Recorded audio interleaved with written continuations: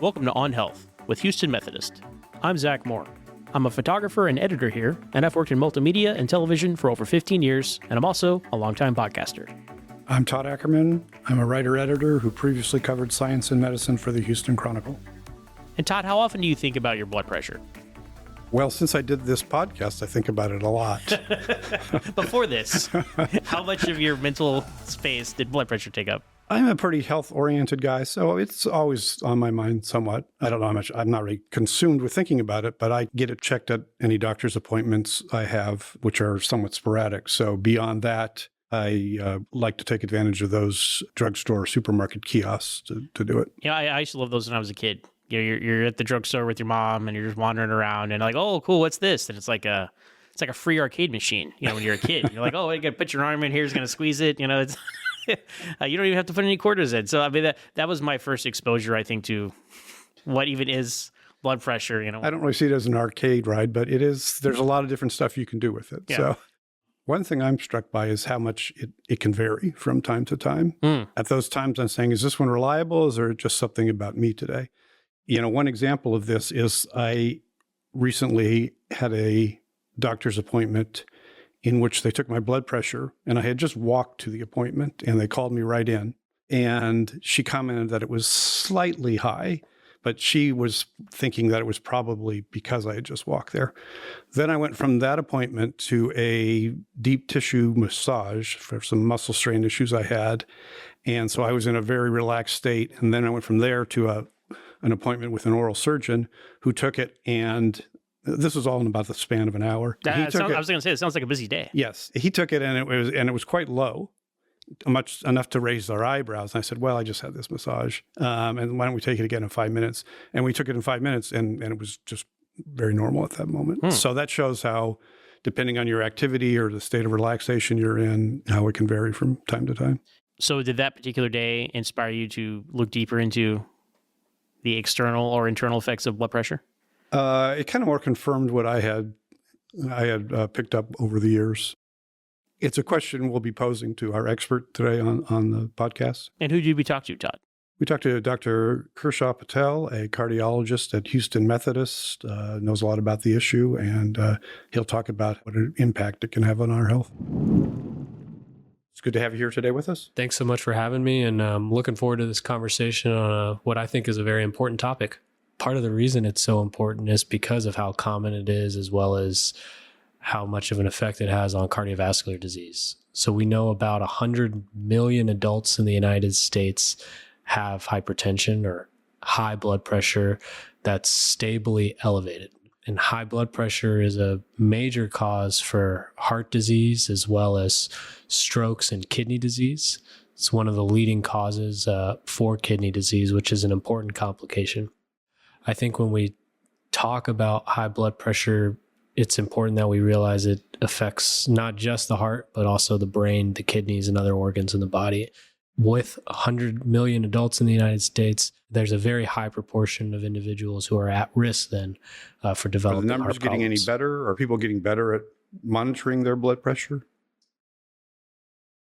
Nowadays, there are many types of ways we can monitor blood pressure. And I think it's being emphasized more and more, including in my own personal practice.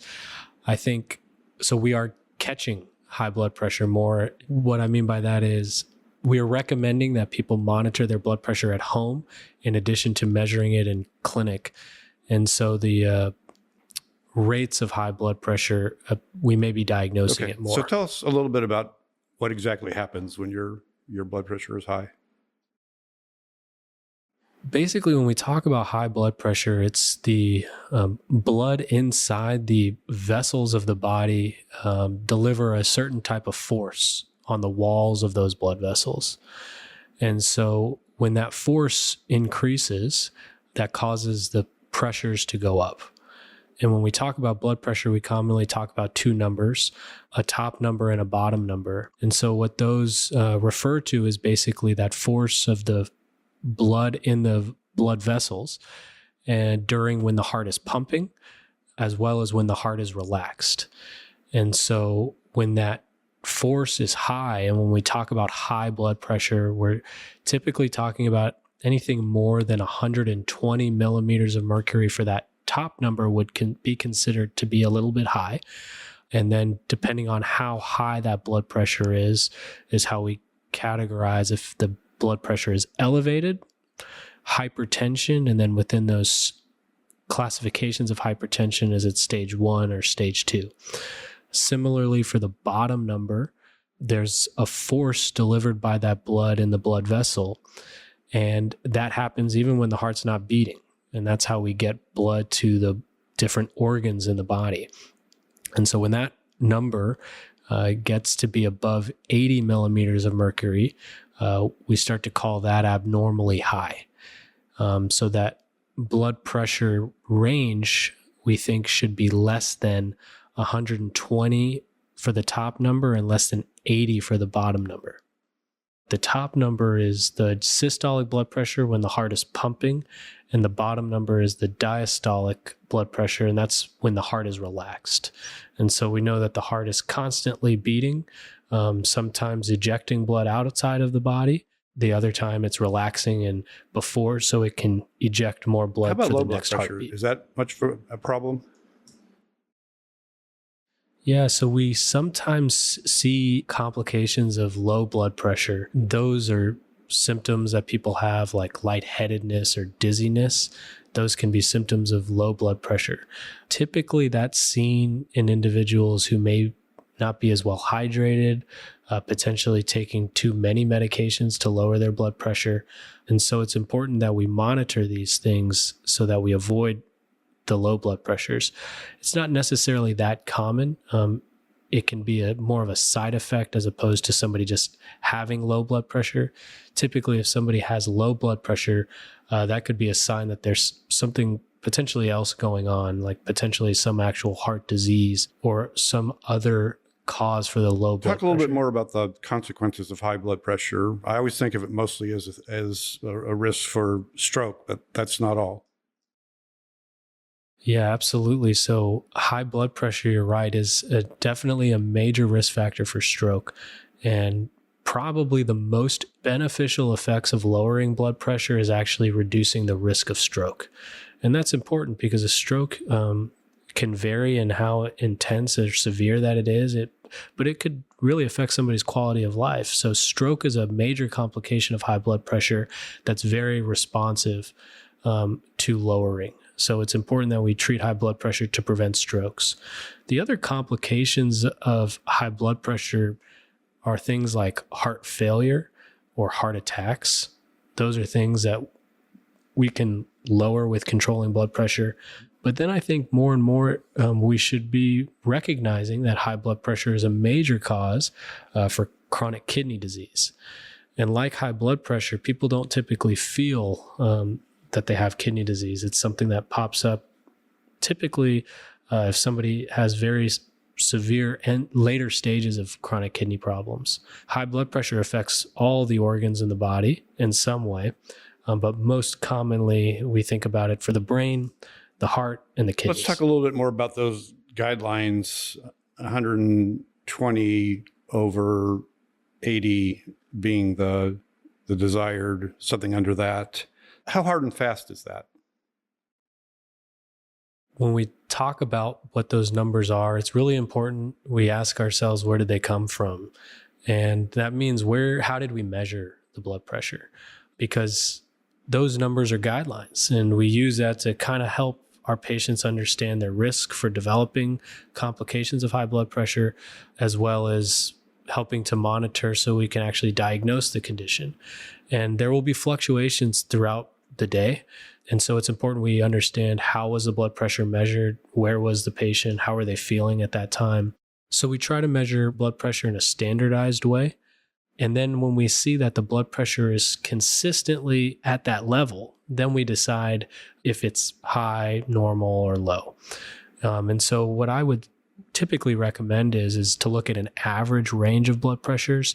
And if that average appears to be higher than 120 over 80, then we need to start talking about elevated blood pressure or hypertension. Blood pressure tend to just naturally go up as you age? Say, are you more tolerant of someone's blood pressure starting to creep upward as they get into their later years? Yeah, that's a great question we commonly get in clinic. So we know that the blood pressure starts to increase kind of right in that early parts of young adulthood. Once you finish high school, approximately, we'll say, both the top and the bottom number. And we also know then later on in life, kind of in that mid to later part of the adult life, instead of both numbers increasing, the top number increases more, whereas that bottom number may not increase as much and potentially may even stay stable or go down. Now, so the blood pressure naturally will go up as we get older in our adult life. Whether or not to treat the high blood pressure, or are we more tolerant to that high blood pressure, that's a conversation we have to have with our patients, because we know that that higher blood pressure number, regardless of your age, is going to be linked to higher risk of stroke, heart failure, heart attacks, and kidney disease, despite your age. Now, if I see the blood pressure increasing, regardless of their age, I need to recognize that that does increase their risk for complications despite their age. Whether or not we treat that to lower their risk for those complications is a conversation with the patient, because there's some risks to lowering blood pressure too much. There are side effects to the things that we do to lower blood pressure. And so we may not necessarily recommend the same thing for somebody depending on their age or other factors. It's really just making sure we're prioritizing what the patient Any differences by race or gender, right? I saw a recent study that found that women's normal range was lower and that perhaps the risk factor for them should be 110. So we know that blood pressure levels may differ across different racial or ethnic groups as well as sex. But in general, in clinical practice, we typically use the same definitions for high blood pressure. Now, whether or not their risk of heart complications, stroke complications, kidney complications differs, I would still recommend similar blood pressure control despite somebody's sex, racial, or ethnic group. So those guidelines changed. I remember when the news came down, I remember there being some skepticism out there that this was all a cabal by the pharmaceutical companies to get more people on medication. What was your view of that change?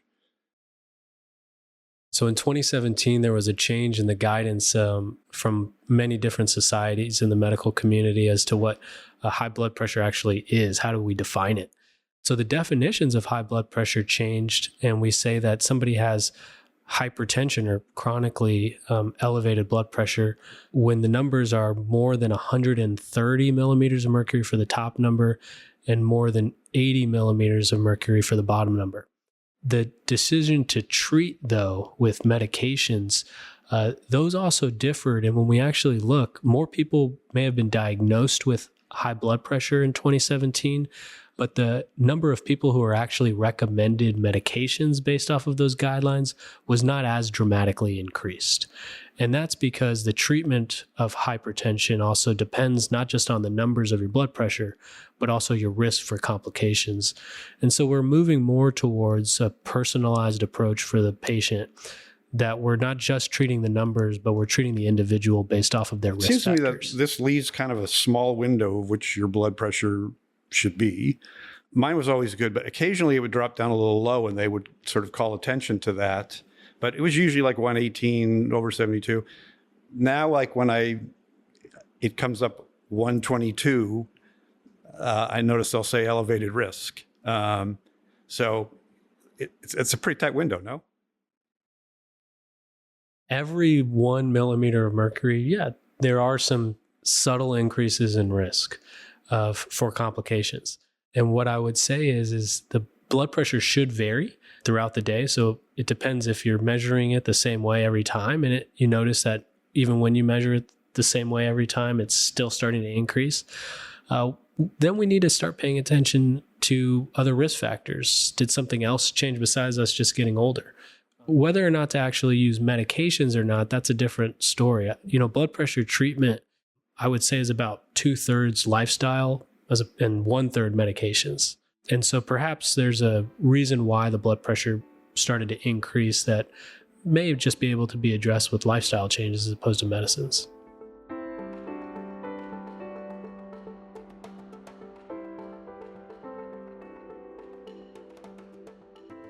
Dr. Patel talks about the most common type of high blood pressure, what's known as primary hypertension. That is, high blood pressure for which the cause is not known. It's thought to involve genetics, diet, and lifestyle. Most adults with hypertension fall into this category. But there's a second type of hypertension less talked about. It's known as secondary hypertension. No difference in blood pressure readings, but its cause is known, another medical condition. Examples include narrowing of the arteries that supply blood to your kidneys, adrenal gland disease, obstructive sleep apnea, hormone abnormalities, and thyroid abnormalities. Unlike hypertension, secondary hypertension isn't characterized by obesity or family history. It can be characterized by very high blood pressure, say 180 over 120, blood pressure that spikes before the age of 30 or after the age of 55, and no response to blood pressure medications. Only about 5 to 10% of hypertension is the secondary type. If you have a condition that can cause secondary hypertension, you may need your blood pressure checked more frequently. Ask your healthcare provider how often.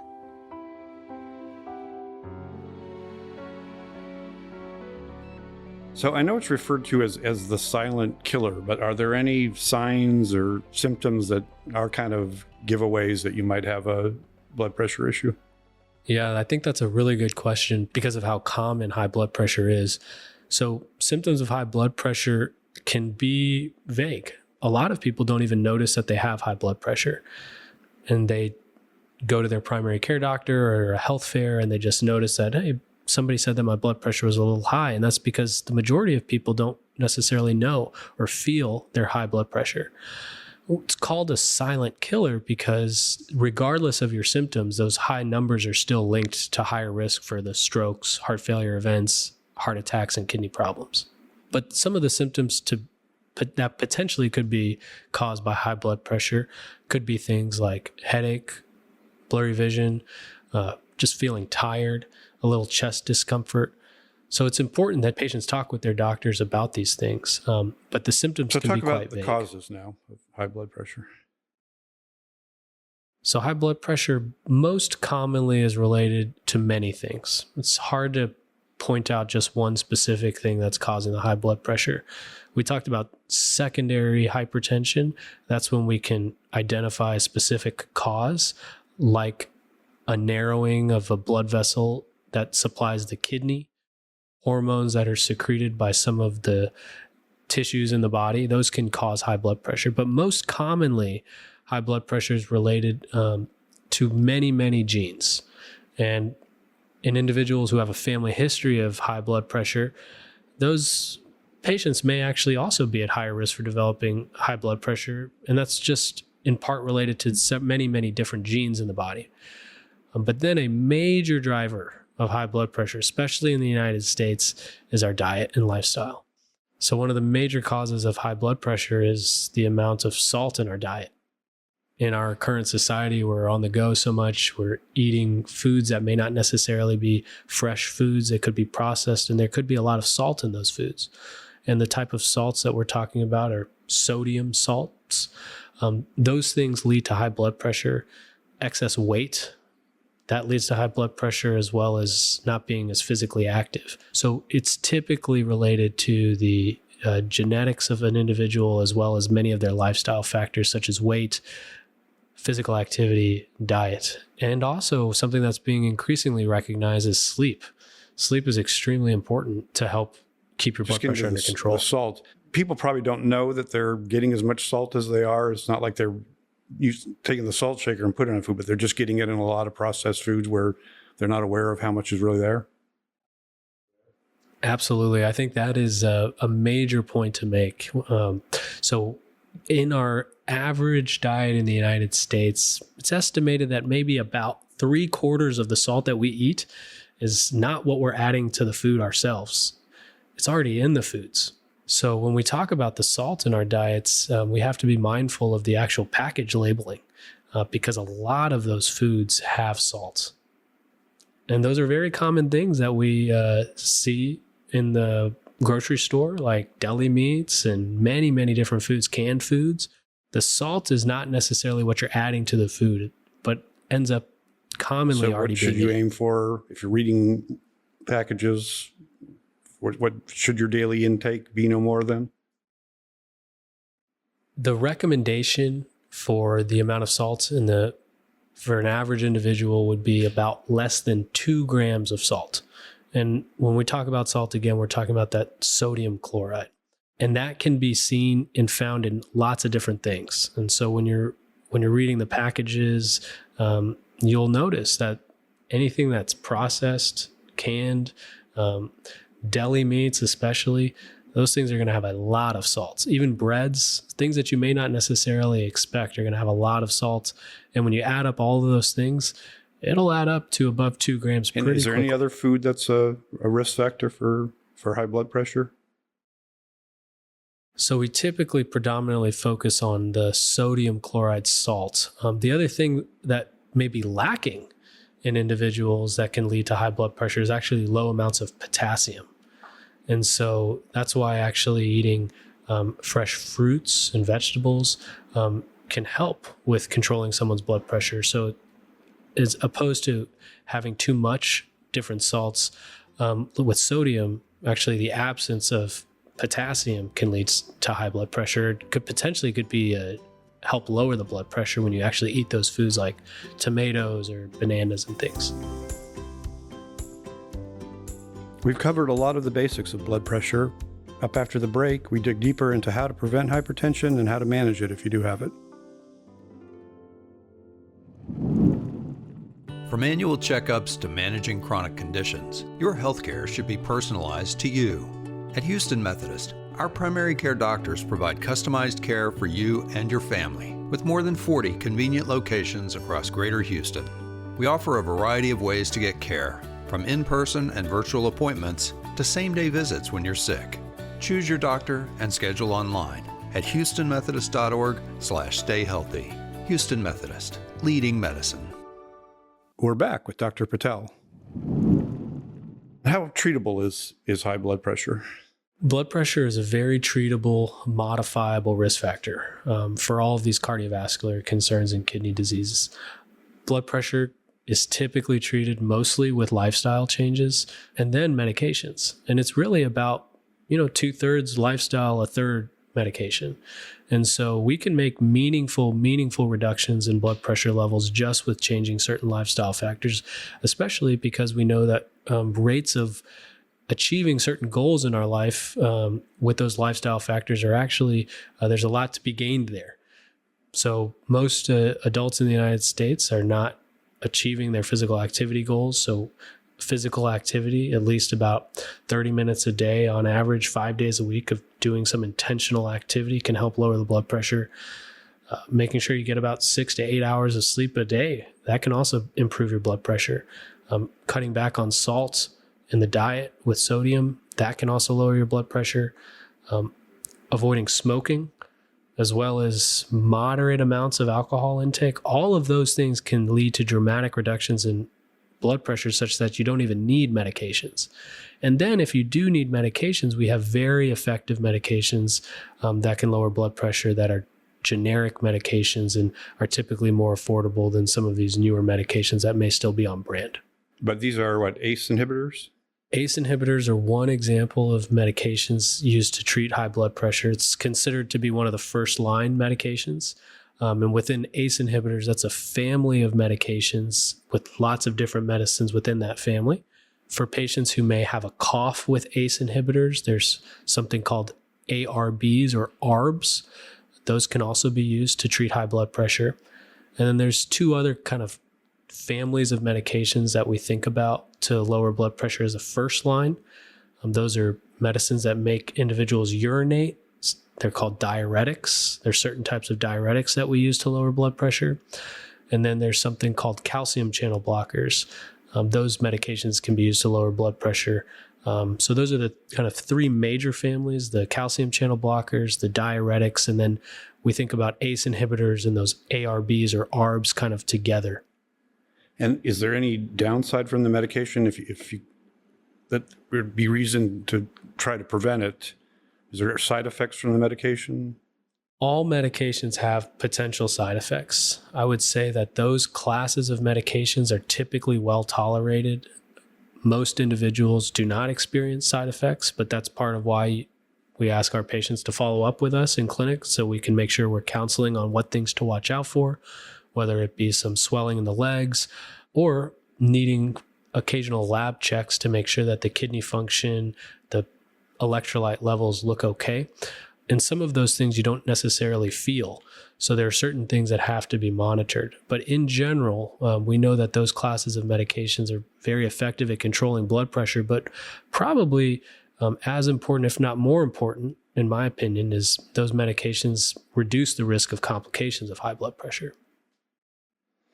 And what's the latest on when's the best time to take them? Morning, night? Is there much of a debate about that? Or so there's a lot of controversy actually in the medical literature right now about when to take medications for high blood pressure. This whole idea stems from the fact that there is a circadian rhythm and our blood pressure varies throughout the day. Typically at night, the blood pressure will dip. We call it nighttime dipping. And then the blood pressure will start to increase as we are waking up in the morning. And there's lots of data to suggest that there may be benefits to taking medications at one time versus another. And there was some initial studies that hinted at the fact that it may be more beneficial to take medications at night. But more recent studies actually suggest it probably does not matter.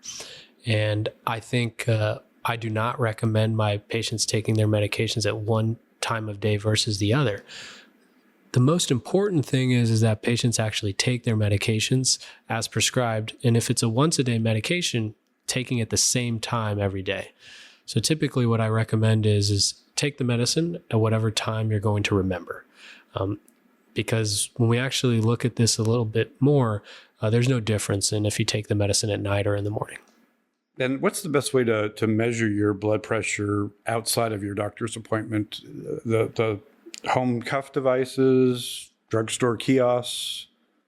That's a very common question we get in clinic. So I think there's a lot of benefits to home blood pressure monitoring. In fact, I recommend it for a lot of my patients who have high blood pressure. And part of that's because we know when patients come in to see us in clinic, there was a lot of activity that happened before that. You had to go find a parking spot, maybe get in an elevator, get moved into the clinic room. So it's important that when patients come into clinic, that they're resting for a few minutes before we actually measure blood pressure. And so those blood pressures vary due to all of these different stimuluses around them. And so typically I recommend patients to actually measure their blood pressure at home, where things are a little bit more stable, calm. And I typically recommend, if I'm monitoring blood pressure at home, number one, to have a validated blood pressure device. There's a simple website called validatebp.org. They have a list of blood pressure cuffs that are actually approved for use and validated. They've been tested to be accurate. And there's a whole range of blood pressure devices that can be used, some that are very fancy with different technologies like Bluetooth connections to phones and all kinds of stuff, and then more simpler devices. And so the cost varies quite a bit, but making sure, number one, that you have an appropriate blood pressure device. And then number two, when you're measuring your blood pressure, I typically recommend to measure it first thing in the morning. And that's in part so that we have a consistent average, because most of us wake up around the same time each day.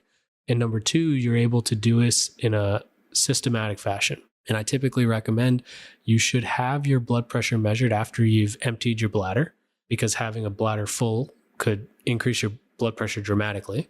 Both feet should be on the ground, and you should be resting for about 5 minutes before you measure that blood pressure.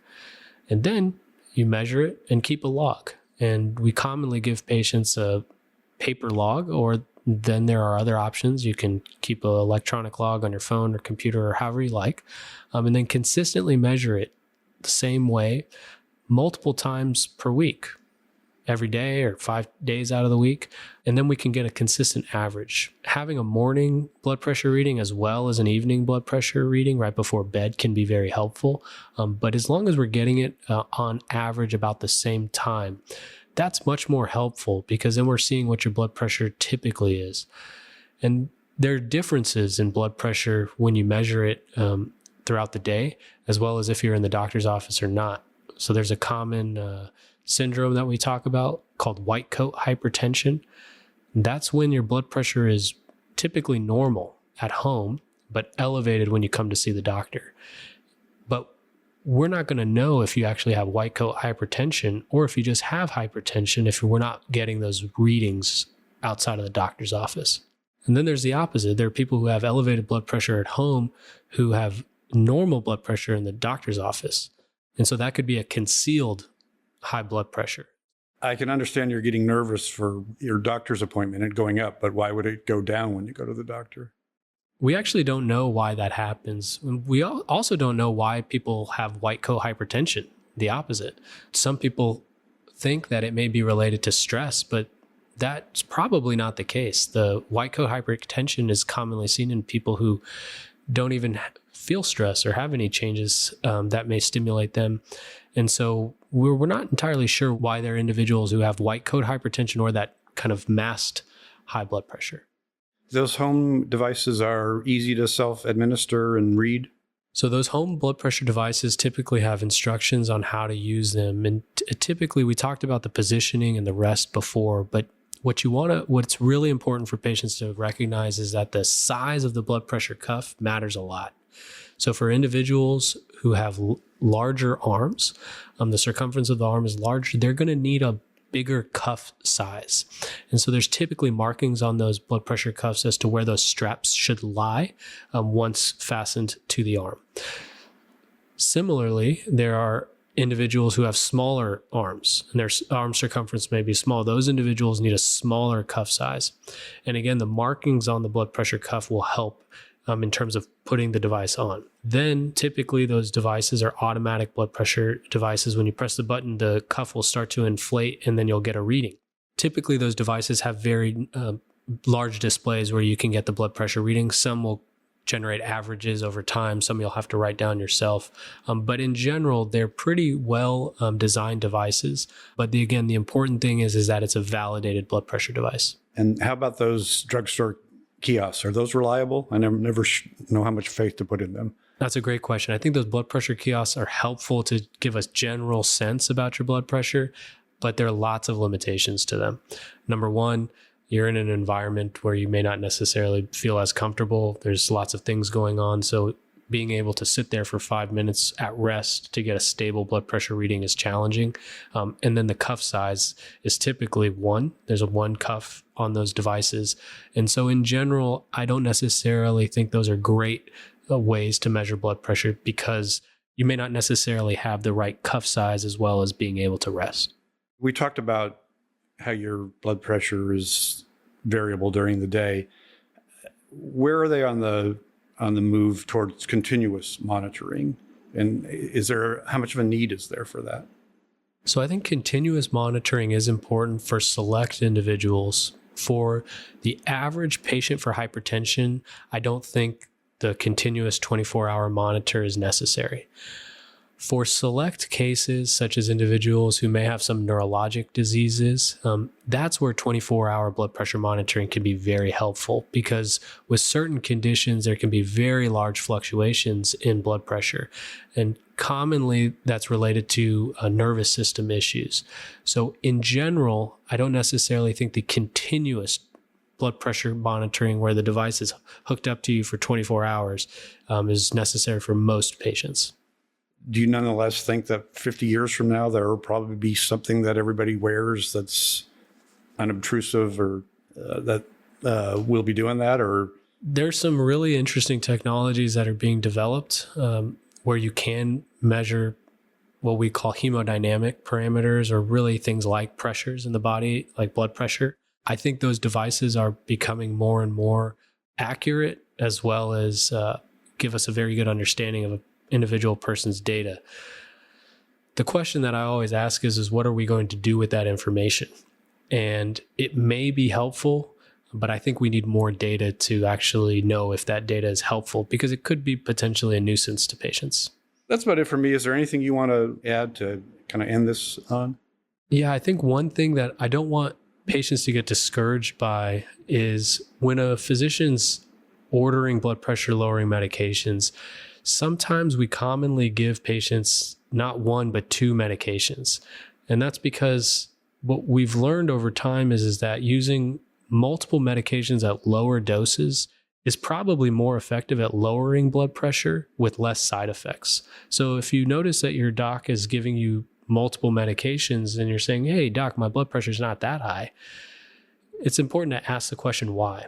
And it is possible that's because they're trying to get you on multiple lower doses of medications to avoid those side effects from medications while effectively lowering your blood pressure. So I also think it's important that patients know you can always work on lifestyle changes to improve your blood pressure so you can potentially avoid blood pressure lowering medications or potentially using less of those medications. All right. Very good. I appreciate your coming here. I learned a lot. Thanks again for being here. Thank you so much for having me. Wow. So for me, blood pressure is not really something that's been in the front of my mind health-wise. Like you, I would get it checked when I go in for doctor's appointments and physicals. And, I believe when you give blood, they check your blood pressure there. But for you, Todd, after talking to Dr. Patel, has blood pressure become more of a front of mind health item for you? Well, I'm a bit older than you, so I would say I've been thinking about blood pressure for some time. The older I get, the more I'm sort of sensitive to it. Mm-hmm.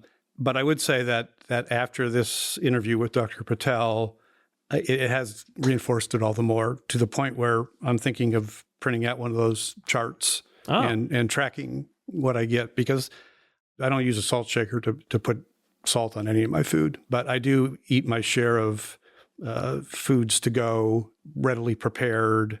Even like salads, I notice, do have their share of sodium in them. Mm-hmm. So I'm thinking of actually writing down what I eat each day, and so how much I'm getting, to see if I am indeed staying under that 2,000 milligram limit you mentioned. Yeah, people seem to be so honed in on calories, right, in their food journals and maintaining that stuff. You really don't. A lot of people now, they don't look deeper and they're like, well, how much, you eat calories, whatever, but like how much sodium intake, like if you keep scrolling down and clicking, you get those charts and graphs that can really give you more insight into the content of the food you're eating, more than just the calories. I don't worry too much about calories because I'm naturally pretty thin, but I take note of things like added sugars. Generally, I eat pretty healthy and don't think I'm getting a lot of salt, but I do want to start tracking this because it's there unsuspected, and I want to see actually how much I'm getting each day. The other advantage of following a healthy lifestyle and eating a good diet is prevention is always better than treatment. And Dr. Patel talked about how high blood pressure is 2/3 lifestyle, 1/3 treatment. Right. So the idea is to never need treatment. Yeah, and it's just one of those things that when you don't think about it, you don't check it. And it could easily get out of hand if you're not looking at the signs, right? And I think an important thing to take away from this is going for those annual physicals, right? Going for those doctor's appointments, because they'll check it for you there and they'll let you know. So it just helps with that peace of mind. Absolutely. All right. Well, thanks for listening, everyone. I hope you guys enjoyed our topic today. That's going to do it for us this time. And be sure to share, like, and subscribe on Health with Houston Methodist, wherever you get your podcasts. If you enjoyed this conversation, for more topics like this, visit our blog at houstonmethodist.org/blog. Stay tuned and stay healthy.